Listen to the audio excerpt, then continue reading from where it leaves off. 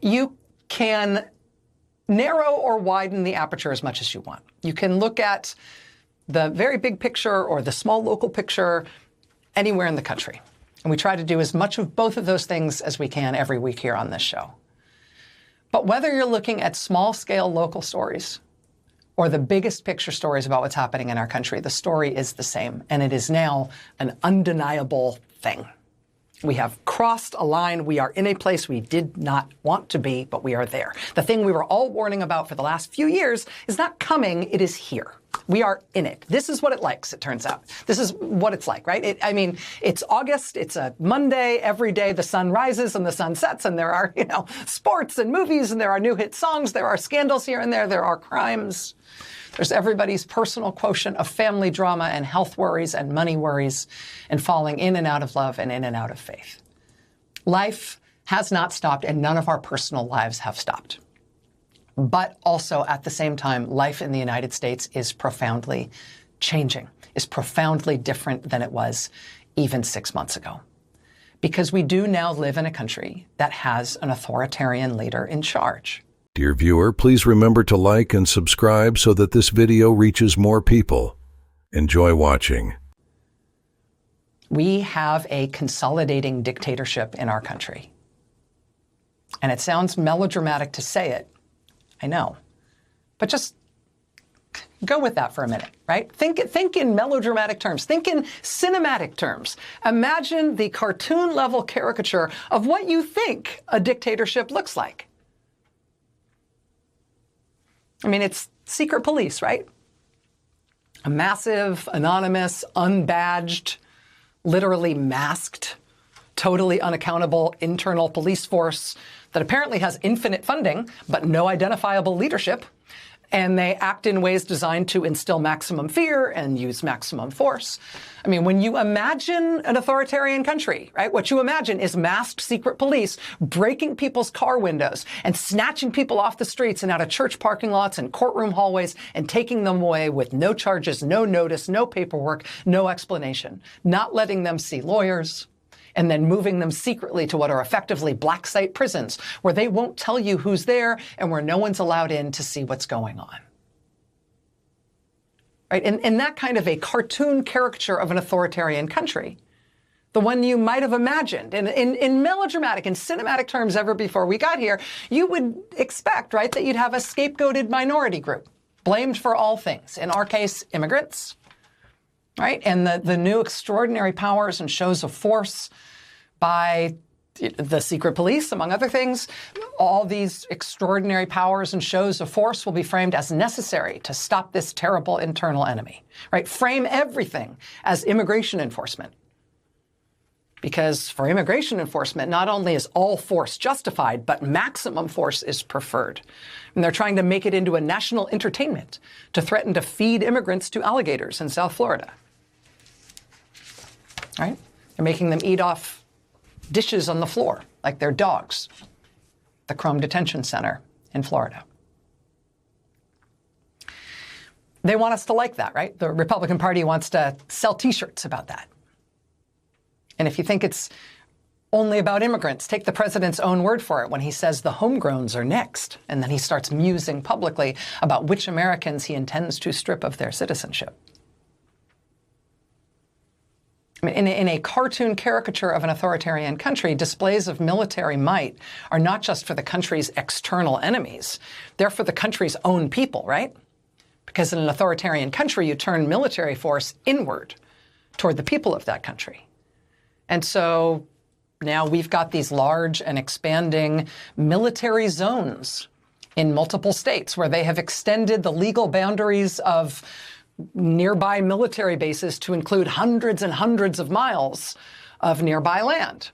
So they can give active duty U.S. troops the power to arrest and search people on U.S. soil. They're now doing that over hundreds of miles of territory in multiple states. Both The Intercept and the New Republic in the last couple of days have had new reporting about Trump administration plans to permanently integrate the active duty U.S. military into, of course, immigration enforcement. So we will have our own U.S. military troops mobilized on U.S. soil. U.S. military force turn inward on us in an ongoing and permanent way. For immigration enforcement, right? And, like they tried in LA, to put down protests against the government, because those protests relate to immigration enforcement. What else do you think of when you think of authoritarian countries? I mean, in the worst case, you think of death camps. We don't have those. What we do have are black site prison camps, including huge new ones that are designed to hold thousands of people. The biggest ones we've yet had have just been bidded out to contractors for construction, and they're building them now on U.S. military bases. And they say they want states to build them all over the country. In the cartoon caricature of an authoritarian state, there's secret police, there's prison camps, there's the scapegoated enemy on whom all things must be blamed and against whom all things are justified. Protests must be criminalized. Media must be intimidated into saying and doing what the leader wants, or they must be shut down, or both. Universities must be intimidated into saying and doing what the leader wants, or they must be shut down, or both. Law firms must be intimidated into not opposing him and saying and doing what he wants, or they must be shut down.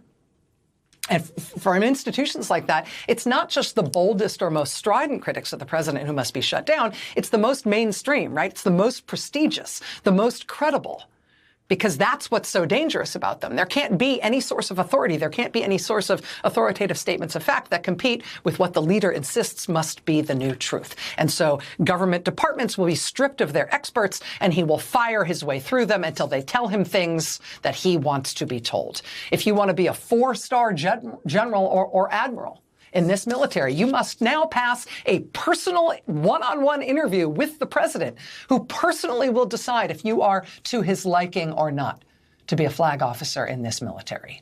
The intelligence agencies will say that his strike on Iran obliterated their nuclear program because he likes that word, obliterated, and he said it once. And therefore, because he said it, it must be true. And if you say otherwise, you will be fired. The Justice Department will say that the president won not just the last election, but he also won the one before that, the one he actually lost. And anybody who points out that Russia tried to help him win the one before that should be criminally charged for saying that, even though it's true.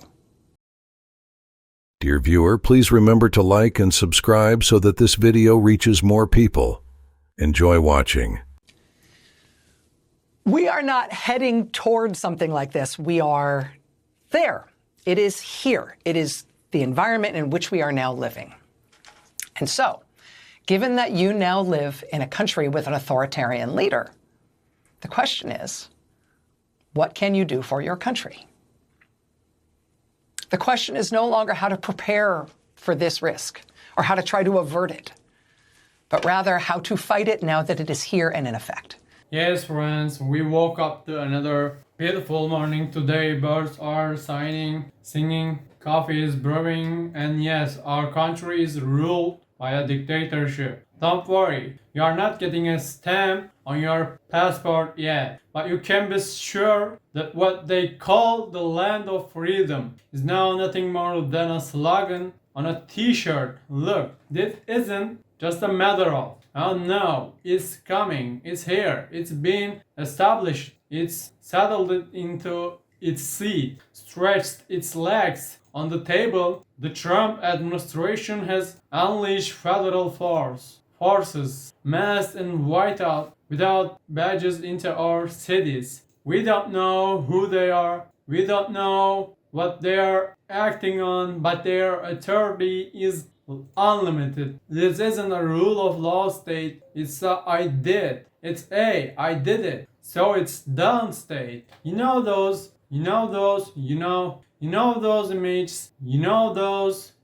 those images we used to see in the distant countries and say that would never happen here? Well, bingo. We're not watching the thrill. We're not watching the thrill anymore. We're in the movie, and of course, what would be missing in a classic despotic comic book? A scapegoat. The name of our version, immigrants. Demonize those entering from the Mexican border, then use them as an excuse to deploy the army within the country. Active duty American soldiers now have the authority to arrest Americans. For what? Security? Security? Come on, this is fear politics, and this fear is so skillfully packaged as entertainment that they are printing t-shirts with the joke. Throw the immigrant to the